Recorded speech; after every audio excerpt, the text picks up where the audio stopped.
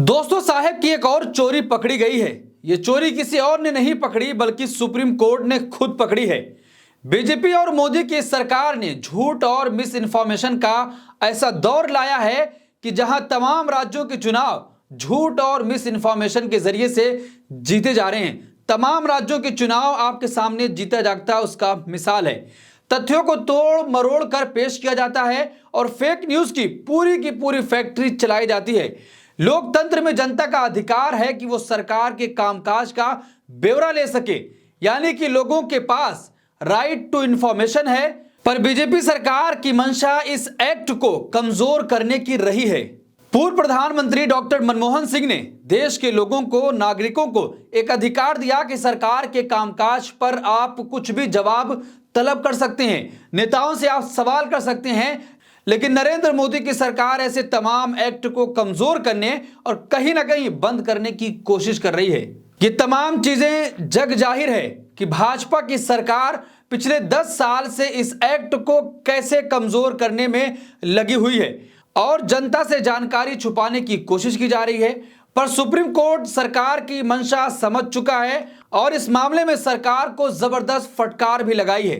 तो क्या है पूरा मामला और सुप्रीम कोर्ट ने सरकार को क्यों दे दी है चेतावनी, बताएंगे आपको इस वीडियो में। दोस्तों, राइट टू इंफॉर्मेशन एक्ट को क्या सरकार कमजोर करने में लगी हुई है और पारदर्शिता को खत्म कर रही है? राइट टू इंफॉर्मेशन एक्ट सरकार और जनता के बीच पारदर्शिता लाता है, पर जनता से जानकारी छुपाने की कोशिश पूरी तरीके से भारतीय जनता पार्टी की सरकार कर रही है। आपदा में अवसर ढूंढने वाले प्रधानमंत्री नरेंद्र मोदी, जिन्होंने पीएम केयर फंड तो बनाया कोविड महामारी के दौरान, पर उसको राइट टू इंफॉर्मेशन एक्ट से बाहर कर दिया ताकि कोई इस फंड में आने वाले पैसे का ब्यौरा ना मांग ले, कोई पूछ ना ले कि बताइए कितना पैसा कहां से आया और कितना पैसा कहां खर्च हुआ है। आखिर नरेंद्र मोदी में डर क्या है जो वो लोगों को नहीं बताना चाहते थे? सरकार के इस मंशा को अब सुप्रीम कोर्ट समझ चुकी है और जबरदस्त तरीके से फटकार भी लगाई गई है। इंफॉर्मेशन कमीशन में खाली पड़े पदों को लेकर सुनवाई सुप्रीम कोर्ट में चल रही थी और जस्टिस सूर्यकांत और दूसरे जस्टिस ने सरकार से पूछ लिया कि बताइए कि इंफॉर्मेशन कमीशन में जो खाली पद पड़े हैं वो कब तक भरे जाएंगे। दोस्तों, हर एक सेक्टर में ऐसे ही पद खाली पड़े हैं, लेकिन सरकार उनको भरने का नाम नहीं ले रही है। जिस तरीके से देश भर में बेरोजगारी भयंकर है और महंगाई अपने चरम सीमा को पार कर चुकी है और ऐसे तमाम सरकारी पद खाली पड़े हैं, लेकिन सरकार उनको भरने के लिए तैयार नहीं है। क्योंकि अगर सरकार उनको नौकरी देगी तो उसके लिए पैसे भी खर्च करने पड़ेंगे। वो तमाम के तमाम पैसे अपने मित्रों पर लुटाए जा रहे हैं। मित्रों की आमदनी 2 गुना 4 गुना बढ़ती चली जा रही है, लेकिन देश की आम जनता की गाढ़ी कमाई को सरकार पूरी तरीके से चूसने पे लगी हुई है। तो दोस्तों, सुप्रीम कोर्ट ने जबरदस्त तरीके से फटकार लगाई है और पूछ लिया है कि आप इन सरकारी खाली पदों को कब तक भरेंगे।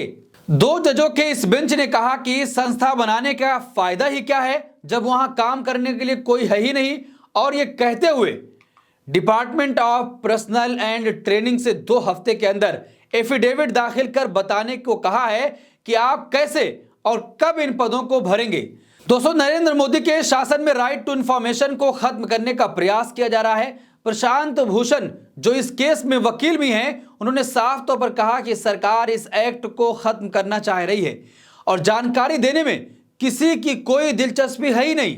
कोई अगर आरटीआई लगाता है तो सरकार उसका जवाब ही देने के लिए तैयार नहीं है, क्योंकि वहां लोग ही नहीं है तो जानकारी देगा कौन। प्रशांत भूषण ने कहा कि इस एक्ट को खत्म करने का सबसे अच्छा तरीका है कि सूचना आयोग को निष्क्रिय कर देना, यानी कि जब उस ऑफिस में कोई होगा ही नहीं तो जानकारी कौन देगा। दोस्तों, लोगों से जानकारी छुपाने के लिए सरकार तमाम तरह के हथकंडे अपनाती है, कानूनों में बदलाव करती है। लोकतंत्र को कमजोर करने की पूरी कोशिश नरेंद्र मोदी के पिछले 10 साल के शासन में हो रहा है और प्रधानमंत्री नरेंद्र मोदी मंचों से यह कहते हैं कि लोकतंत्र मजबूत हो रहा है।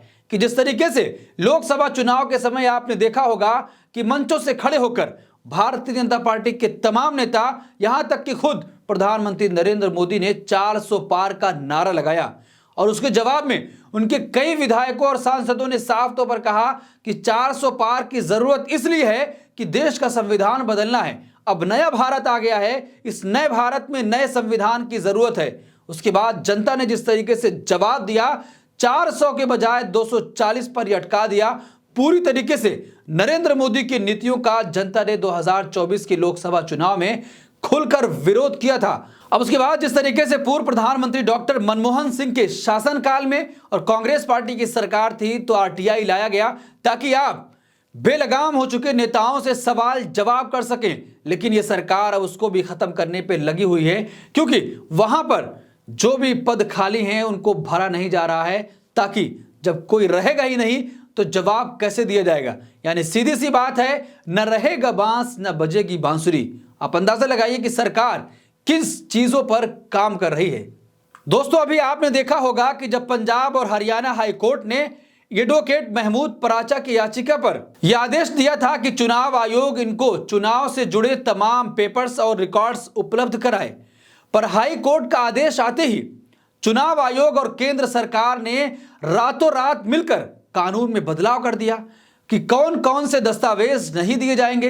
दोस्तों, आम नागरिकों के अधिकार को चुनौती दी जा रही है और साफ साफ ये कहा जा रहा है कि आप ये दस्तावेज क्यों देखना चाहते हैं। आप अंदाजा लगाइए कि आरटीआई के माध्यम से आप किसी से भी जवाब तलब कर सकते थे, लेकिन जैसे ही हाईकोर्ट का आदेश आया, चुनाव आयोग अपनी नाकामी और अपनी चोरी छिपाने के लिए रातों रात कानून में बदलाव कर दिया।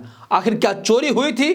क्या अगर चोरी नहीं हुई थी तो चुनाव आयोग को जवाब भी देना चाहिए था और तमाम रिकॉर्ड्स भी सौंप देने चाहिए कि आप लीजिए और देखिए और बताइए कि कहां पर गड़बड़ी हुई है और कहां पर धांधली हुई है। लेकिन कानून में बदलाव करके ये कहा गया कि पारदर्शिता बचाई रखनी है, इसलिए आपको ये सारी जानकारी हम नहीं दे सकते हैं। तो दोस्तों, जिस तरीके से सुप्रीम कोर्ट ने केंद्र सरकार को फटकार लगाई और कहा कि आरटीआई में जो खाली पद पड़े हैं उनको भरा कब जाएगा, एक ही हफ्ते के अंदर एफिडेविट दीजिए और बताइए कि कब और कैसे भरेंगे और क्यों नहीं भरा जा रहा है। तो सरकार क्यों नहीं भरना चाहती है? क्या सरकार जवाब देने से डर रही है? क्या जिस तरीके से जनता को यह अधिकार था कि वो सरकार और सत्ता में बैठे लोगों से सवाल कर सकती है, अब उसको खत्म करने की कोशिश की जा रही है?